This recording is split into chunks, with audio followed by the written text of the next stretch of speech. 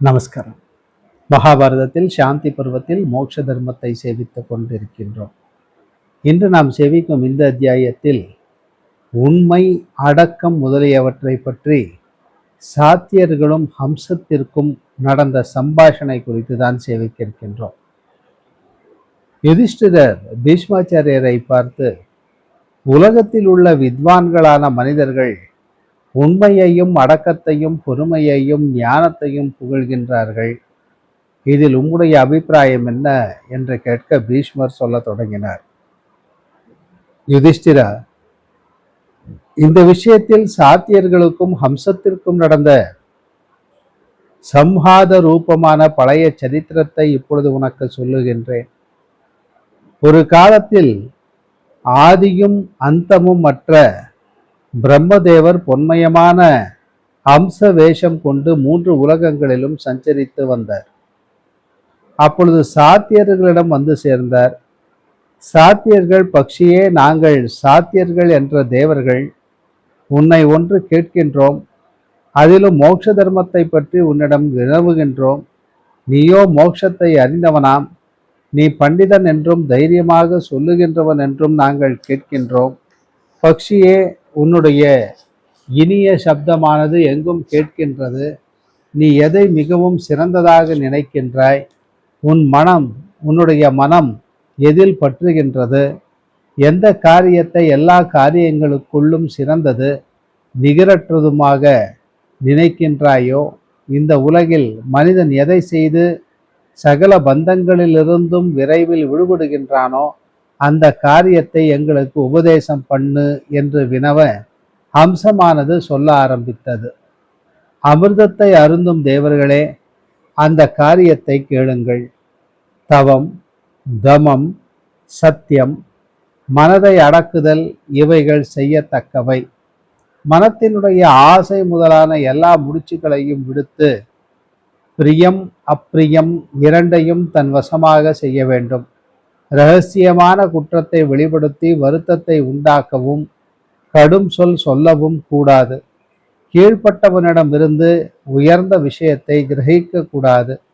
பிறருக்கு அச்சத்தை உண்டாக்குவதும் அமங்கலமும் நரகத்தை கொடுப்பதுமான வார்த்தையை சொல்லக்கூடாது. வாயிலிருந்தும் சொற்களாகிற பானங்கள் விழுகின்றன. அவைகளால் அடிக்கப்பட்டவன் இரவும் பகலும் துக்கிக்கின்றான். அவைகள் பிறனுடைய மர்மங்களுக்கு வேறான இடங்களில் விழுவதில்லை. அவற்றை பண்டிதனானவன் பிறரிடத்தில் விடக்கூடாது. பிறர் இவனை அதிக வார்த்தைகளான பானங்களால் மிகவும் அடிப்பானானால் அதை பொறுத்தலே செய்யத்தக்கது. யார் கோபமூட்டப்பட்டும் சந்தோஷத்தையே அடைகின்றானோ அவன் இதரனுடைய புண்ணியத்தை அடைகின்றான். வசையை உண்டு பண்ணுவதும் ஆக்ரகத்தால் அப்பிரியத்தை செய்வதும் ஜொலிக்கிறதுமான கோபத்தை அடக்குகிறவனும் கெட்ட எண்ணமில்லாதவனும் சந்தோஷமுடையவனும் அசூயை அற்றவனுமாய் இருப்பவன் பிறருடைய புண்ணியத்தை அடைகின்றான்.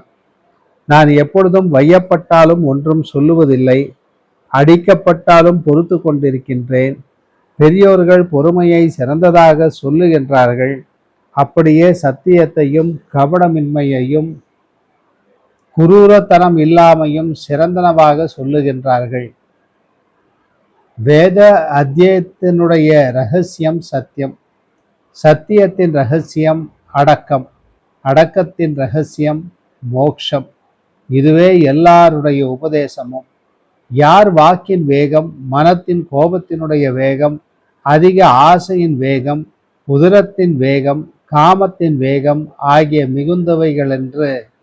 மிகுந்தவைகளான இந்த வேகங்களை சகிப்பானோ அவனையே நான் பிரம்மனாகவும் முனியாகவும் நினைக்கின்றேன். கோபத்தை அடையாதவன் கோபிக்கிறவனுக்கு மேலானவன். பொறுமையுள்ளவன் பொறுமை இல்லாதவனுக்கு மேலானவன். மனிதன் விலங்குகளுக்கு மேலானவன். அப்படியே ஞானவான் ஞானம் இல்லாதவனை காட்டிலும் மேலானவன். தன்னை ஒருவன் வைதாலும் தான் திரும்ப அவனை வையக்கூடாது. இவ்வாறு பொறுமை உள்ளவனுடைய சினமானது வைதவனை எரிக்கின்றது. இவனுடைய புண்ணியத்தையும் அவன் அடைகின்றான். எவன் அதிகமாக நிந்திக்கப்பட்டாலும் கடின வார்த்தையையும் அதிகமாக துதிக்கப்பட்டாலும் பிரியமான வார்த்தையையும் சொல்லுவது இல்லையோ, எவன் அடிக்கப்பட்டாலும் தனக்கு வன்மை இருந்தும் பதிலடியாமலும் அடித்தவனான அவனுக்கு கெடுதலை பிரார்த்தியாமலும் இருக்கின்றானோ, அவனை இந்த உலகில் தேவர்கள் அடைய விரும்புகிறார்கள். கீழானவனையும் மேலானவனையும் சமமானவனையும் அவர்கள் தன்னை அவமதித்தாலும் அடித்தாலும் தான் அவர்களை கோபியாமல் பொறுக்க வேண்டும். இப்படி இருந்தால் மோட்ச சித்தியை அடைவான். நான் எல்லாவற்றாலும் பூரணனாய் இருந்தாலும் எப்பொழுதும் பெரியோர்களை உபாசிக்கின்றேன். எனக்கு ஆசையும் கோபமும் மேலோங்குவது இல்லை. நான் எதையும் அடைய விரும்பி தர்மத்தை விட்டு விலகுவது இல்லை. ஒன்றையும் தீய வழியில் அடைவதும் இல்லை. என்னை ஒருவன் சபித்தாலும் நான் மீண்டும் அவனை சபிப்பதில்லை. இந்த உலகத்தில் அடக்கத்தை மோட்சத்திற்கு வாயிலாக நினைக்கின்றேன். அப்படிப்பட்ட இந்த அடக்கத்தை இரகசியமான பிரம்மமாக சொல்லுகின்றேன். மானிட ஜென்மத்தை காட்டிலும் மிகவும் மேலானது ஒன்றும் இல்லை அல்லவா? தீரனானவன் மேகங்களிலிருந்தும் சந்திரன் விடுபடுவது போல பாவங்களிலிருந்தும் விடுபட்டு களங்கமற்றவனும் காலத்தை எதிர்பார்க்கின்றவனுமாய் இருந்து தைரியத்தினால் சித்தியை அடைகின்றான். எல்லாராலும் பூஜிக்கத்தக்கவனும் கர்வத்திற்கு உரிய காலத்திலும் தூண் போல் இருப்பவனும் தன் விஷயத்தில் மக்களால் சிறிதும் அபவாதம் சொல்லப்படாதவனும் அடங்கின மனமுடையவனுமாய் இருப்பவன் தேவர்களை அடைகின்றான். உலகத்தில் விரோதிகளான ஜனங்கள் ஒருவனிடத்தில் உள்ள கெட்ட குணத்தை சொல்ல விரும்புவது போல நல்ல குணங்களை சொல்ல விரும்புவதில்லை. எவனுடைய வாக்கும் மனமும் எப்பொழுதும் காக்கப்பட்டு நன்றாக நிலை நிறுத்தப்பட்டிருக்கின்றனவோ அவன் வேதங்களும் தவமும் தியாகமும் ஆகிய எல்லாவற்றையும் அடைவான். அறிவுள்ளவன் அறிவுள்ளாதவர்களை நிந்தையினாலும் அவமானத்தினாலும் அறிவிக்க கூடாது. அதனால் அவர்களை விருத்தி செய்யவும் கூடாது. தனக்கு துன்பம் விளைவித்து கொள்ளவும் கூடாது. பண்டிதனானவன் அமிர்தத்தினால் திருப்தி அடைவது போல அவமானத்தால் திருப்தி அடைய வேண்டும். அப்படி செய்தால் அவமானிக்கப்பட்டவன் சுகமாக தூங்குவான். அவமானம் செய்தவன் நசிக்கின்றான். கோபமுடையவன் செய்கிற யாகத்தை தானத்தையும் தபத்தையும் ஹோமத்தையும் முழுவதும் யமன் கொண்டு போய் விடுகின்றான். கோபமுடையவனது சிரமமானது வீணாகி விடுகிறது. குறிகள், உதரம், கைகள், நான்காவதான வாக்கு ஆகிய இந்த நான்கும் நன்கு காப்பவனே தர்மம் உணர்ந்தவன். உண்மை, அடக்கம், நேராயிருத்தல், குரூரமில்லாமை, சந்தோஷம், பொறுமை இவைகளை உடையவனும் வேத அத்தியனத்தை நித்தியமாக உடையவனும் பிறரை விரும்பாதவனும் தவறாத நல்ல சீலமுடையவனுமாய் இருப்பவன் உயர்வான கதி உடையவனாவான். கன்றானது தாயின் 4 முலைகளையும் பார்ப்பது போல எல்லா வேதங்களையும் விசாரித்ததில் ஒரு வேதத்திலும் சத்தியத்தை காட்டிலும் மிகவும் பரிசுத்தமானதொன்றும் நான் அறியவில்லை. நான் சஞ்சரித்து கொண்டு தேவர்களுக்கும் மனிதர்களுக்கும் சமுதிரத்திற்கு தோணி போல சொர்க்கத்திற்கு சத்தியத்தை படியாக சொல்லுகின்றேன். ஒருவன் எப்படிப்பட்டவர்களுடன் விவகாரம் செய்கின்றானோ, எப்படிப்பட்டவர்களை சேவிக்கின்றானோ, எப்படிப்பட்ட ஆவதற்கு விரும்புகின்றானோ அப்படிப்பட்டவனாக ஆகின்றான். நல்லவனை அடுத்தாலும் கெட்டவனை அடுத்தாலும் தவமுடையவனை அடுத்தாலும் திருடனை அடுத்தாலும் ஆடையானது சாயத்தின் வசத்தை அடைவது போல அவரவர்களுடைய வசத்தை அடைகின்றான். எப்பொழுது தேவர்கள் சாதுக்களுடன் ஒற்றுமையாய் இருக்கின்றார்கள், மானுச விஷயத்தை விரும்புவதில்லை. சந்திரன் ஒரே விதமாய் இருப்பதில்லை, வாயும் சமமாய் இருப்பதில்லை. வளர்வதும் தேய்வதுமான விஷயத்தை யார் அறிந்தவனோ அவனே அறிந்தவன். இருதயத்தின் உள்ளே இருக்கின்ற புருஷன் தோஷமில்லாமல் இருந்தால் சத்துக்களுடைய மார்க்கத்தில் இருக்கின்ற அவனாலேயே தான் தேவர்கள் பிரீத்தி அடைகின்றார்கள். எப்பொழுதும் குறியிலும் வயிற்றிலும் மிகவும் பற்றுள்ளவர்களும் திருடர்களும் எந்நாளும் கடும் சொல்லை அடையவர்களுமாக இருப்பவர்களை தர்மம் இழிந்தவர்கள் என்று அறிந்து தேவர்கள் தூரத்தில் விலக்குகின்றார்கள். தேவர்கள் இழிவான புத்தியை உடையவனும் வர்ஜா வர்ஜம் இல்லாமல் எல்லாவற்றையும் அருந்துகிறவனுமாய் இருக்கிற பாவ கர்மமுடையவனானால் சந்தோஷத்தை அடைவதில்லை. எந்த மனிதர்கள் சத்தியத்தையே விரதமாக கொண்டவர்களும் நன்றி அறிவு உடையவர்களும் தர்மத்தில் பற்று உள்ளவர்களுமாய் இருக்கின்றார்களோ அவர்களோடு கூட தேவர்கள் சுகத்தை பங்கிட்டு அடைகின்றார்கள். பேசுவதை காட்டிலும் பேசாமல் இருப்பதை சிறந்ததாக சொல்லுகின்றார்கள். பேசினால் சத்தியமான வார்த்தையை சொல்ல வேண்டும்.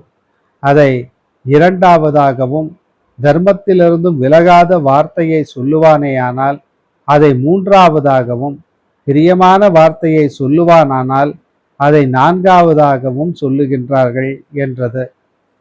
சாதியர்கள் இந்த உலகம் எதனால் சூழப்பட்டிருக்கிறது, எதனால் பிரகாசிப்பதில்லை, எதனால் நட்பினரை விடுவுகின்றது, எதனால் ஸ்வர்க்கத்தை அடைவதில்லை என்று கேட்டார்கள்.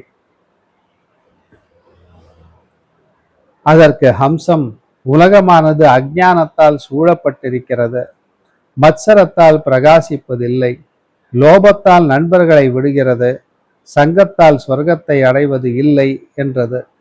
சாத்தியர்கள் பிராமணர்களில் யார் சந்தோஷத்தை அடைகின்றான், யார் அநேகர்களுடன் இருந்தும் மௌனமாய் இருக்கின்றான், யார் வலிமையற்றவனாய் இருந்தாலும் வலிமை உள்ளவனாக இருக்கின்றான், யார் மனிதர்களுடைய சண்டையில் சேராமல் இருக்கின்றான் என்று கேட்டார்கள். அதற்கு ஹம்சம், பிராமணர்களுள் பேரறிவுள்ள ஒருவனே சந்தோஷித்து கொண்டிருக்கின்றான். பேரறிவுள்ள ஒருவன் அநேகர்களுடன் அநேகர்களுடன் இருந்தும் மௌனமாய் இருக்கின்றான். பேரறிவுள்ளவன் ஒருவன் துர்பலனாக இருந்தாலும் பலவானாக அவன் இருக்கின்றான். பேரறிவுள்ளவன் இவர்களுடைய கலகத்தை அனுசரிக்காமல் இருக்கின்றான் என்று சொல்லிற்று. சாத்தியர்கள் பிராமணர்களுக்கு எது தேவத்தன்மையாகவும் எது சாது தன்மையாகவும் சொல்லப்படுகின்றன, எது அவர்களுடைய அசாது தன்மையாக கருதப்பட்டிருக்கிறது, எது அவர்களுக்கு மனித தன்மையாக கருதப்பட்டிருக்கிறது என்றனர். ஹம்சம், இவர்களுக்கு வேத அத்தியனமானது வேத தன்மையாகவும் விரதமானது சாது தன்மையாகவும் சொல்லப்பட்டிருக்கின்றன.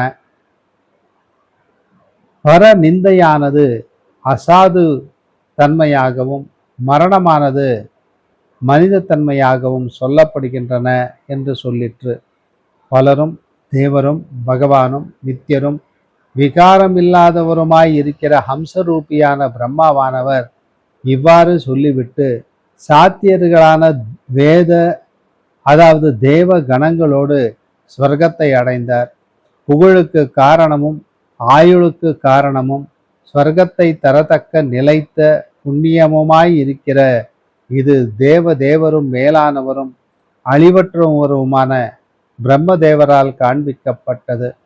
இவ்விதம் சாத்தியர்களுக்கும் ஹம்சத்திற்கும் நடந்த சிறந்த சம்ஹாதமானது சொல்லப்பட்டது.